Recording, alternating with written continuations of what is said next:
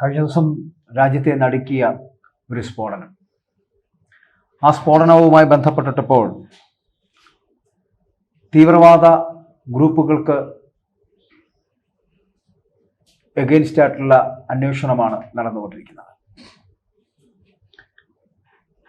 Operation Sindoor ആരും മറന്നിട്ടില്ല. ആ ഓപ്പറേഷൻ സിന്ദൂറിന് പകരം വീട്ടുമെന്ന് പറഞ്ഞ ലഷ്കറെ തലവൻ ഹാഫിസ് സയ്യിദിന്റെ വെല്ലുവിളിയും ആരും മറന്നിട്ടില്ല. അതുകൊണ്ട് തന്നെ ഡൽഹിയിലെ ഈ സ്ഫോടനം കഴിയുമ്പോൾ, അല്ലെങ്കിൽ ആ സ്ഫോടനത്തിന് പിന്നാലെ ചർച്ചയായിത്തീരുന്നതും ഈ ഭീകരരുടെയൊക്കെ ഈ വെല്ലുവിളിയാണ്. പഹൽഗാം ആക്രമണം കഴിഞ്ഞതിന് ശേഷം രാജ്യം നേരിടുന്ന ഒരു വലിയ ദുരന്തം, അത്തരത്തിലൊരു ദുരന്തമാണ് കഴിഞ്ഞ ദിവസം ഡൽഹിയിൽ സംഭവിച്ചത്. ചെങ്കോട്ടയ്ക്ക് സമീപം വലിയ ആസൂത്രണം, വലിയ പദ്ധതികൾ, വലിയ ഗൂഢാലോചനകൾ ഇന്ത്യയെ ചിഹ്ന ഭിന്നമാക്കാൻ ശ്രമിക്കുന്നുവെന്ന് കഴിഞ്ഞ ദിവസവും ചില വാർത്തകൾ നമ്മൾ ചെയ്തിരുന്നു. അതുകൊണ്ട് തന്നെ ഇതിൻ്റെ ഇപ്പോൾ ഈ ചെങ്കോട്ടയ്ക്ക് സമീപം ഉണ്ടായിട്ടുള്ള സ്ഫോടനം സംബന്ധിച്ചിട്ടുള്ള അന്വേഷണം എന്ന് പറയപ്പെടുന്നത് ഭീകരാക്രമണം തന്നെയാണ്. ആ ഭീകരാക്രമണത്തിന്റെ സാധ്യത തള്ളിക്കളയാതെ അതിലെ മുന്നിൽ കണ്ടുകൊണ്ടുള്ള അന്വേഷണമാണ് പുരോഗമിക്കുന്നത്. ഈ സംഭവത്തിന്റെ പശ്ചാത്തലത്തിൽ പാകിസ്ഥാൻ ആസ്ഥാനമായി പ്രവർത്തിക്കുന്ന ലഷ്കറെ തോയ്ബ പോലുള്ള ഭീകര ഗ്രൂപ്പുകളുമായിട്ടുള്ള ബന്ധം, ഇതുമായിട്ട് ബന്ധപ്പെട്ട് നമ്മൾ സംശയിക്കേണ്ടിയിരിക്കുന്നു. ഒക്ടോബർ 30 2025 ഒക്ടോബർ മാസം 30 പാകിസ്ഥാനിൽ നിന്നുള്ള ലഷ്കർ കമാൻഡർ സൈഫുള്ള സൈഫ് പുറത്തുവിട്ട ഒരു വീഡിയോ സന്ദേശം അന്വേഷണ ഏജൻസികൾ വളരെ ഗൗരവമായി നിരീക്ഷിച്ചു വരികയാണ്. ആ വീഡിയോയ്ക്കകത്ത് പറയുന്നത് ഈ ലഷ്കറെ തലവനായിട്ടുള്ള ഹാഫിസ് സയ്യിദ് ബംഗ്ലാദേശിലൂടെ ഇന്ത്യയെ ആക്രമിക്കാൻ പദ്ധതിയിടുന്നതായിട്ട് അന്ന് സൈഫ് അതിനകത്ത് അവകാശപ്പെടുന്നുണ്ട്. ഞങ്ങൾ ബംഗ്ലാദേശിന്റെ ഇടനാഴിയിലൂടെ ഇന്ത്യയെ ആക്രമിക്കുമെന്ന്. പഹൽഗാമിന് തിരിച്ചടി, മാത്രമല്ല ഓപ്പറേഷൻ സിന്ദൂറിന് ഒരു തിരിച്ചടി. അപ്പൊ അതുകൊണ്ട് തന്നെ ബംഗ്ലാദേശിൽ ഭീകരർ ഇതിനോടകം എത്തിച്ചേരുകയും ഈ ഓപ്പറേഷൻ സിന്ദൂറിന് പകരം വീട്ടുന്നതിനുള്ള അല്ലെങ്കിൽ പ്രതികാരം ചെയ്യുന്നതിന് വേണ്ടിയുള്ള എല്ലാ ശ്രമങ്ങൾ നടത്തുകയും ചെയ്യുകയാണ് എന്ന് തന്നെ അന്ന് സൈഫ വീഡിയോയിൽ പറയുന്നുണ്ടായിരുന്നു. അപ്പോൾ ഈ അവകാശവാദം ശരിവെക്കുന്ന തരത്തിൽ പാകിസ്ഥാനിൽ നിന്ന് ലഷ്കർ ഭീകരവാദികൾ ബംഗ്ലാദേശിലേക്ക് നുഴഞ്ഞു കയറി അവിടെ നിന്നും ആണ് ഇത്തരത്തിലുള്ള ആക്രമണത്തിലേക്ക് എത്തിയത് എന്നുള്ള രഹസ്യാന്വേഷണ വൃത്തങ്ങൾ ഇപ്പോൾ സംശയിക്കുകയാണ് ഇതുമായിട്ട് ബന്ധപ്പെട്ടിട്ട്. നേരത്തെ IS പോലുള്ള ഇസ്ലാമിക് സ്റ്റേറ്റ് പോലുള്ള ഭീകരവാദ ഗ്രൂപ്പുകൾ ഇന്ത്യയിൽ ആക്രമണങ്ങൾക്ക് പദ്ധതിയിടുന്നതായിട്ട് രഹസ്യാന്വേഷണ വിഭാഗത്തിന് വിവരം ലഭിച്ചിരുന്നു. ഈ വിവരവും നിലവിലെ സ്ഫോടനവുമായി ബന്ധമുണ്ടോ എന്നാണ് ഇപ്പോൾ അന്വേഷണ ഏജൻസികൾ അന്വേഷിച്ചുകൊണ്ടിരിക്കുന്നത്. മാത്രമല്ല ഇതിനകത്ത് ഇപ്പോൾ NIA അടക്കം ഈ അന്വേഷണവുമായി ബന്ധപ്പെട്ടിട്ട് മുന്നോട്ട് പോവുകയാണ്. വിശദമായിട്ടുള്ള പരിശോധനകളിലൂടെ സ്ഫോടനത്തിന് പിന്നിലെ യഥാർത്ഥ ഗൂഢാലോചനകൾ കണ്ടെത്തേണ്ടതുണ്ട്. അതിലേക്കുള്ള അന്വേഷണത്തിലേക്കാണ് എത്തപ്പെടുന്നത്. രാജ്യത്തെ നടുക്കിയ ഈ സ്ഫോടനം, ഇത് സംബന്ധിച്ചിട്ടുള്ള കൂടുതൽ വിവരങ്ങൾ പുറത്തു വരേണ്ടതുണ്ട്. ഉടൻ തന്നെ അത്തരത്തിലുള്ള വലിയ വാർത്തകൾ, അല്ലെങ്കിൽ വലിയ സംശയിക്കുന്ന തരത്തിലുള്ള ഭീകരാക്രമണം നടത്തിയത് ആരാണ്, എവിടെ നിന്നാണ് ഈ ഓപ്പറേഷൻ ആരംഭിച്ചിരിക്കുന്നത്, ആരാണ് ഇതിന് പിന്നിൽ പ്രവർത്തിക്കുന്നത് എന്നതടക്കമുള്ള കാര്യങ്ങൾ ഉടൻ പുറത്തു വരികയും ചെയ്യും. മാത്രമല്ല ഇത്തരത്തിലുള്ള ഒരു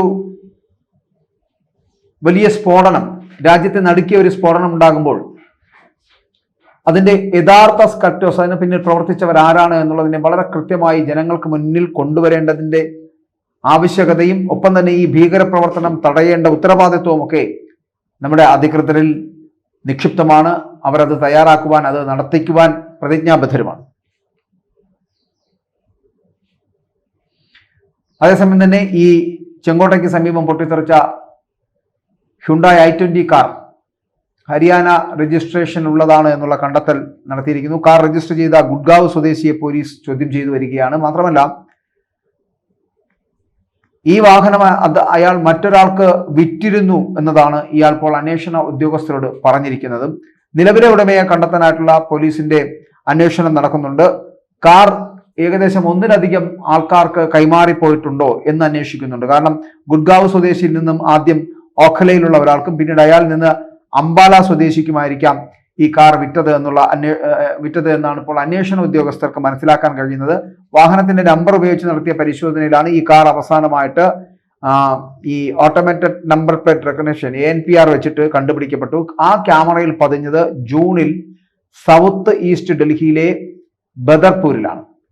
വാഹനവുമായി ബന്ധപ്പെട്ട എല്ലാ രേഖകളും അന്വേഷണ ഉദ്യോഗസ്ഥർക്ക് കൈമാറുകയും ചെയ്തിട്ടുണ്ട്. നിലവിലെ ഉടമയെ കണ്ടെത്താനായിട്ടുള്ള അന്വേഷണമാണ് ഇപ്പോൾ നടന്നുകൊണ്ടിരിക്കുന്നത്. പക്ഷേ ഇത് ഞാൻ ആദ്യം സൂചിപ്പിച്ചതുപോലെ ഓപ്പറേഷൻ സിന്ദൂറിന് പകരം വീട്ടാൻ വേണ്ടിയിട്ട് ലഷ്കർ-e-തോയ്ബ ഇറങ്ങി അവർ നടത്തിയ ഒരു ഭീകരാക്രമണമാണ് എന്ന് സംശയിക്കുമ്പോഴും ഇതിന്റെ യഥാർത്ഥ പ്രതികളിലേക്ക് അല്ലെങ്കിൽ യഥാർത്ഥ കുറ്റവാളികളിലേക്ക്, ഭീകരരിലേക്ക് അന്വേഷണ സംഘം എത്തിക്കൊണ്ടിരിക്കുകയാണ്. ഇപ്പൊ തന്നെ കഴിഞ്ഞ ദിവസം ഉണ്ടായ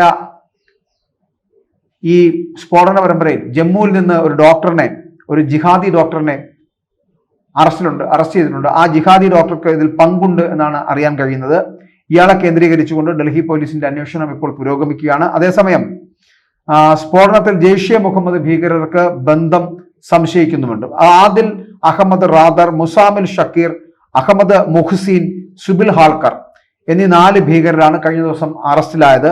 രാസായുധം ഉപയോഗിച്ച് രാജ്യത്ത് എങ്ങനെ ഭീകരാക്രമണം നടത്താൻ കഴിയും എന്നതിനെക്കുറിച്ചുള്ള ഗവേഷണം നടത്തുന്ന ഇസ്ലാമിക ഭീകരവാദികളാണ് ഈ അറസ്റ്റിലായവർ.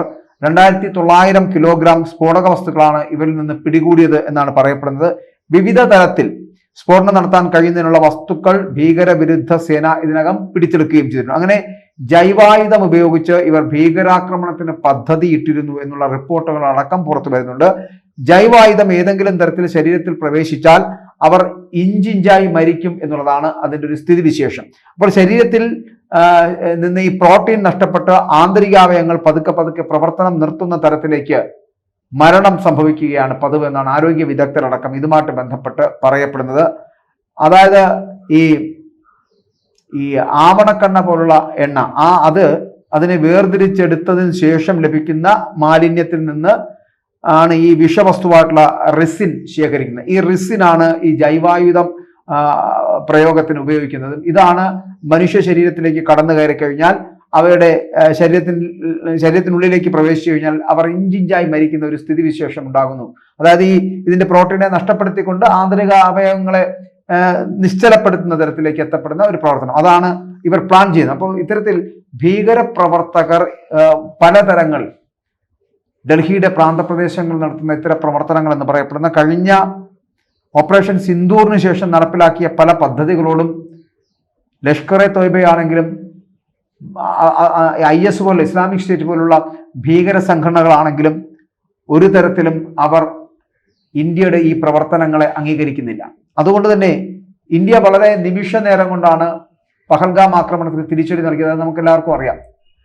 അതുപോലെ ഈ ഒരു ഭീകരാക്രമണം എന്ന് പറയപ്പെടുന്നത് നിമിഷ നേരം കൊണ്ട് ഇല്ലാതാക്കുവാൻ, നിശ്ചലമാക്കുവാൻ കഴിയുന്നതാണ്. പക്ഷെ ഭീകരരുടെ ആക്രമണം എന്ന് പറയപ്പെടുന്നത് പല മേഖലകളിൽ നിന്ന് വരുന്നത് കൊണ്ടും പലതരത്തിലുള്ള ഇപ്പോൾ ഈ മുജാഹിദീനുകളാകട്ടെ അല്ലെങ്കിൽ ലഷ്കർ-e-തോയ്ബ ആവട്ടെ ഇതുമായിട്ട് ബന്ധപ്പെട്ട് വരുന്ന മറ്റ് ഭീകര സംഘടനകളാകട്ടെ ഇവരെല്ലാവരും ഒരു തരത്തിൽ അല്ലെങ്കിൽ മറ്റൊരു തരത്തിൽ പല രാജ്യങ്ങളുമായി കടപ്പാടുണ്ടാക്കുകയും ബന്ധപ്പെട്ടിരിക്കുകയും ചെയ്തു. പല രാജ്യങ്ങൾക്കും ഇന്ത്യ പോലൊരു വലിയ രാജ്യത്തെ ആക്രമിക്കുവാൻ അല്ലെങ്കിൽ നശിപ്പിക്കുവാനുള്ള മാനസികാവസ്ഥയിലാണ്. അതുകൊണ്ട് തന്നെ ഭീകരവാദത്തെ പ്രോത്സാഹിപ്പിക്കുന്ന പല രാജ്യങ്ങളും, അത് പാകിസ്ഥാൻ ആവട്ടെ അതുപോലെ തന്നെയുള്ള മറ്റു രാജ്യങ്ങൾ, അവർ ഓപ്പറേറ്റ് ചെയ്യപ്പെടുന്നതാണ് ഇത്തരത്തിലുള്ള ഭീകര പ്രവർത്തനം എന്ന് പറയപ്പെടുന്നത്. അതുകൊണ്ടാണ് ഇപ്പോൾ ഈ അഫ്ഗാനിസ്ഥാനും പാകിസ്ഥാനും തമ്മിലുള്ള യുദ്ധം നടക്കുമ്പോഴും അതിൽ ചില മേന്മകൾ കണ്ടെത്തുവാനുള്ള ശ്രമം അല്ലെങ്കിൽ അതിനകത്ത് ചില ലൂപ്പ് ഹോൾസുകൾ കണ്ടെത്തി എങ്ങനെയെങ്കിലും ഇന്ത്യക്കകത്തേക്ക് ഇടിച്ചു കയറി ഇന്ത്യയെ തകർക്കുവാനുള്ള ശ്രമം ചൈന പോലുള്ള രാജ്യങ്ങൾക്ക് അടക്കമുണ്ട്. പാകിസ്ഥാന്റെ ഏറ്റവും വലിയ എയിം എന്ന് പറയപ്പെടുന്നത് പോലും ഇന്ത്യക്കകത്ത് എങ്ങനെ ഭീകരാക്രമണങ്ങൾ നടത്താമെന്നുള്ളതാണ്. അപ്പോൾ ഇത്തരത്തിലുള്ള ഭീകരാക്രമണങ്ങൾ വിരൽ ചൂണ്ടുന്നത് ഇന്ത്യയെ താറുമാറാക്കുന്നതിനുള്ള ഒരു ശ്രമത്തിന്റെ ഭാഗമായിട്ടാണ് എന്ന് നമ്മൾ കരുതേണ്ടിയിരിക്കുന്നു. പക്ഷേ എത്രയും പെട്ടെന്ന് തന്നെ ഞാൻ നേരത്തെ സൂചിപ്പിച്ച പോലെ ഓപ്പറേഷൻ സിന്ദൂർ എന്ന് പറയപ്പെടുന്നത് പഹൽഗാമിന് മറുപടി കൊടുത്തത് മിനിറ്റുകൾക്കകമാണെങ്കിൽ ഇതും മിനിറ്റുകൾക്കകം തന്നെ ഭീകരവാദികൾക്ക് കൃത്യമായിട്ടുള്ള തിരിച്ചടി ലഭിക്കുകയും ഭീകരവാദത്തെ വളരെ കൃത്യമായി നമ്മുടെ കേന്ദ്ര സർക്കാരിന് തുളച്ചു നിൽക്കാൻ കഴിയുകയും ചെയ്യുമെന്നുള്ള കാര്യത്തിൽ സംശയമില്ല.